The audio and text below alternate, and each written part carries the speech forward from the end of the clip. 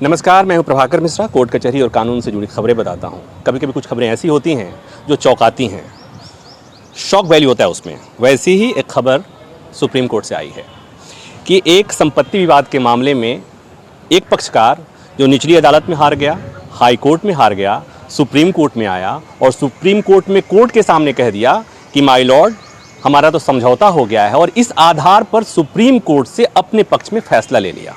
बाद में पता चला कि कोई समझौता नहीं हुआ था, कोई दूसरा पक्षकार सुप्रीम कोर्ट आया नहीं था, और ताज्जुब ये कि उसने सुप्रीम कोर्ट में दूसरा पक्षकार भी खड़ा कर दिया और उसकी तरफ से 4 वकीलों को खड़ा कर दिया था। तो इस मामले में वकील हैं ज्ञानंद सिंह हमारे साथ, उनसे समझेंगे इस मामले को कि मामला आखिर था क्या और आगे होने वाला क्या है। ज्ञानंद जी नमस्कार। जो मैंने बताया सुनने के बाद आदमी चौंक जाएगा कि ऐसा भी हो सकता है, और ऐसा भी कोई डेयरिंग आदमी कैसे सुप्रीम कोर्ट, देश की सबसे बड़ी अदालत के जजों के आंख में धूल झोंकने की कोशिश कर सकता है। थोड़ा मामले को बताइए विस्तार से। देखिए, एज अ वकील तो सबसे पहले मैं खुद ही चौंक गया जब कोई एक क्लाइंट आता है और on behalf of 95 year old और वो कहता है कि ये हमारे खिलाफ आदेश है। तो लोग सोचते हैं रिव्यू के लिए आया या कुछ, तो बोले ये आदेश है, जो हम सुप्रीम कोर्ट आए ही नहीं और ये आदेश पारित हो गया और हमारे लोग भी, हमारी तरफ से अपीयरेंस भी है, अब इसमें क्या कर सकते हैं। तो हमने उनको ग्रिल किया ड्यू डिलिजेंस के लिए कि भाई आपने वकालतनामा दिया होगा, आपको आने की ज़रूरत नहीं होती, वकील होते हैं, और आपने समझौता एंटर किया, उसके आधार पे कोर्ट ने दोनों पार्टी के सहमति से ये ऑर्डर पास किया है। तो उन्होंने बोला नहीं, तो हमने फिर से बहुत ड्यू डिलिजेंस के साथ उनसे वकालतनामा लिया और सुप्रीम कोर्ट में रिकॉर्ड्स को खंगालवाया। तो पता चला कि एक AOR इनके बिहाफ पे कैविएट दायर कर रखा था और SLP इसके बाद आई। SLP उसने की जो सिविल कोर्ट में हार चुका था, सेशंस कोर्ट में ADJ के पास हार चुका था और हाई कोर्ट में हार चुका था। और मिला जुला कर फैसला ये था कि वो जो एग्रीमेंट टू सेल जिसके आधार पे वो प्रॉपर्टी चाह रहा था 63,000 में, वो साबित नहीं कर पाया।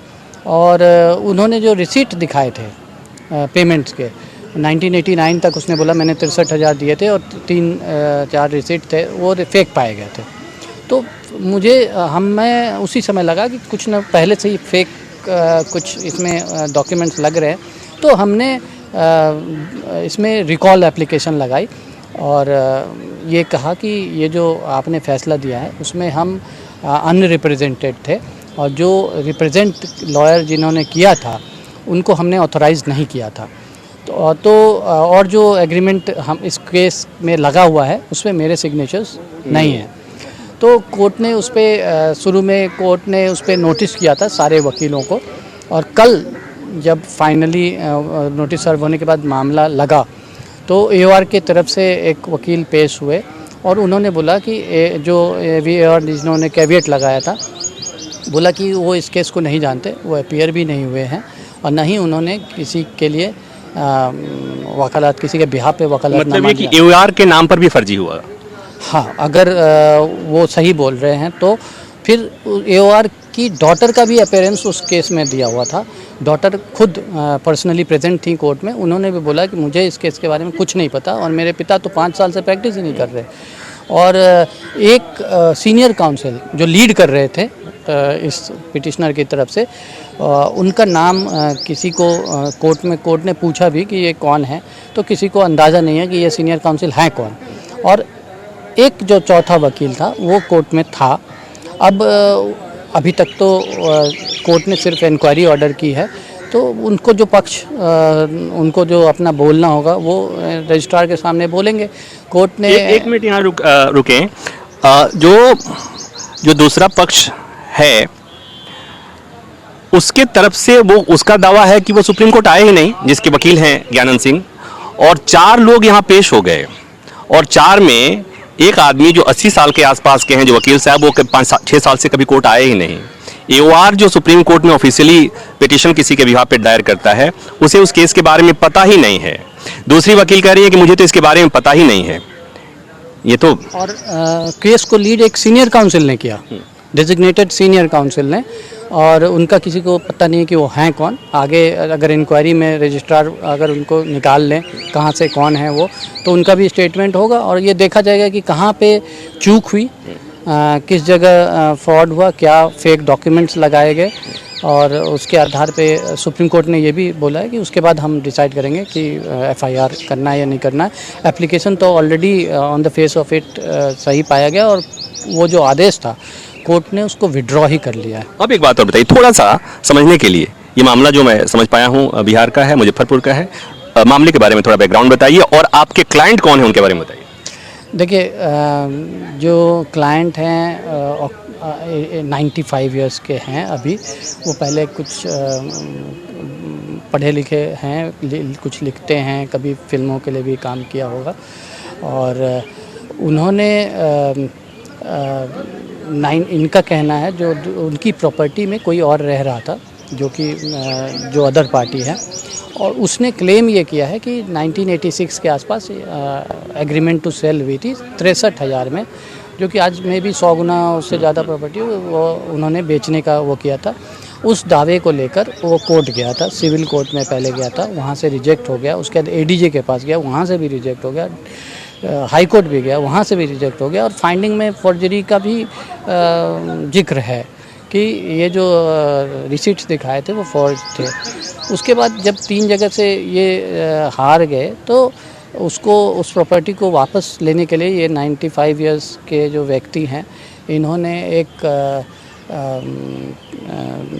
एग्जीक्यूशन के लिए पिटीशन लगाई, और उस दौरान उनका जो दामाद है, क्योंकि वो काफ़ी बुजुर्ग हैं तो ऑनलाइन उतना वो नहीं रहते, तो उन्होंने जब रिसर्च किया तो पाया कि उनके खिलाफ ही ऑर्डर हो चुका है, और वो एग्जीक्यूट जो जिस ऑर्डर को करवाना चाहते हैं वो सेटिसाइड हो गया है सुप्रीम कोर्ट द्वारा। तो ऐसे मामले में चूँकि वकील बोल रहा है कि ये बोल रहे हैं मैंने वकील को नहीं इंगेज किया, वकील बोल रहा है कि इस क्लाइंट ने मुझे इंगेज नहीं किया, मैं अपीयर नहीं हुआ, तो ऐसे बहुत सारी वो थी। तो इसीलिए हमने to be on the safe side, और 95 इयर्स के है, इसमें इंक्वायरी के एम्बिट में हम भी हैं, तो हमने उनको कोर्ट में वीसी के थ्रू पेश किया था, उनकी अपीयरेंस लिखवाई है, और जो भी दलील या आप इंक्वायरी के एम्बिट में आप कैसे हैं? अब इंक्वायरी होगी तो हमसे पूछा जाएगा कि अब उन्होंने ये बोला है, दूसरी साइड ने अभी जो मेरे संज्ञान में है कि उन्होंने 150 पेज के डॉक्यूमेंट अभी फाइल कर दिए हैं। इस एक्चुअली उनका मकसद, मैं अब लॉयर हूँ तो ये अपने क्लाइंट के बिहाफ पे बोल सकता हूँ, इसीलिए मैं बोल रहा हूँ कि उन्होंने जो काउंटर फाइल किया था वो 150 पेज का था। ऐसा था कि इसमें लोग उलझ जाएं, और उसमें उन्होंने आरोप लगाया है कि जो ये क्लाइंट हैं, हाँ, जो हमारे, उन्होंने हम लोगों को एंगेज ही नहीं किया है। मतलब आपको एक तरह से उन्होंने फर्जी घोषित कर दिया? हमको फर्जी घोषित कर दिया, और उन्होंने यहाँ सुप्रीम कोर्ट के नोटिस के बाद उन्होंने एक फर्जी दस्तावेज, मैं बोलूँगा एलिजेडली, आप बोलेंगे, मैं बोलूँगा उन्होंने एक फर्जी दस्तावेज और बनाया। मैं ये इस आधार पे कह सकता हूँ कि मैंने क्लाइंट से बात की है। उन्होंने कहा कि इस सुप्रीम कोर्ट के नोटिस के बाद वो मुजफ्फरपुर में टहल रहे थे, तो उनका कोई आदमी, तो मेरे जो क्लाइंट हैं 95, वो किसी नर्सिंग होम के पास थे, उन्होंने उसको बुलाया और बोला कि हमने इन वकीलों को एंगेज नहीं किया है, और उन्होंने एक सादे कागज़ पे लिखित में भी दिया कि इन वकीलों को एंगेज नहीं किया है, और उन्होंने अपने सिग्नेचर भी किए। कल कोर्ट में जब कोर्ट इंक्वायरी ऑर्डर कर रही थी, तो दूसरे साइड से जो वो थे, उन्होंने बोला कि पहले हमारा डॉक्यूमेंट देखा जाए, पेज नंबर इतना देखा जाए। तो हमने उसी समय बोला कि पेज नंबर इतना पे एक और फोर्ज डॉक्यूमेंट है, आवर कंटेंशन है, हमारा कंटेंशन है, एक और फोर्ज डॉक्यूमेंट है जो इन्होंने सुप्रीम कोर्ट के नोटिस के बाद क्रिएट किया। अब एक बात बताइए, कल जो कोर्ट में पेश हो रहे थे और जो कह रहे थे कि इस दस्तावेज को देखा जाए, वो कौन है? देखिए, चूँकि पर्सनली मैं नहीं जानता, वो एक वकील थे, बट मैंने अभी तक जो इंक्वायरी की है, मैं इंक्वायरी रिपोर्ट जो होगी उसमें बताऊंगा। बट कुछ लोगों का, जो लोग उनको जानते हैं, वो कह रहे हैं कि वही पिटिशनर थे यहाँ एसएलपी में, वो वकील भी हैं, या नहीं भी हो भी सकता है, नहीं भी हो सकता है, अब वो प्रेस हुए थे। ऐसा बॉलीवुड की फिल्मों में भी शायद ही होता होगा, या होता भी होगा, पता नहीं, लेकिन अपने आप में इस केस के तथ्य जो हैं वो चौंकाने वाले हैं। और फिर बात याद आती है जस्टिस संजीव खन्ना की, रिटायर होने के पहले उन्होंने एक बयान दिया था कि न्यायपालिका में एक कमी है, वो है ईमानदारी की कमी। अब यहाँ पर किसकी ईमानदारी की कमी है पता नहीं, जांच होगी, जांच के बाद एफआईआर। लेकिन एक बात तो समझ में आ गई कि देश की सबसे बड़ी अदालत में बैठे हुए सबसे बड़े जजों के सामने भी कुछ लोग इस तरह की गुस्ताखी कर सकते हैं।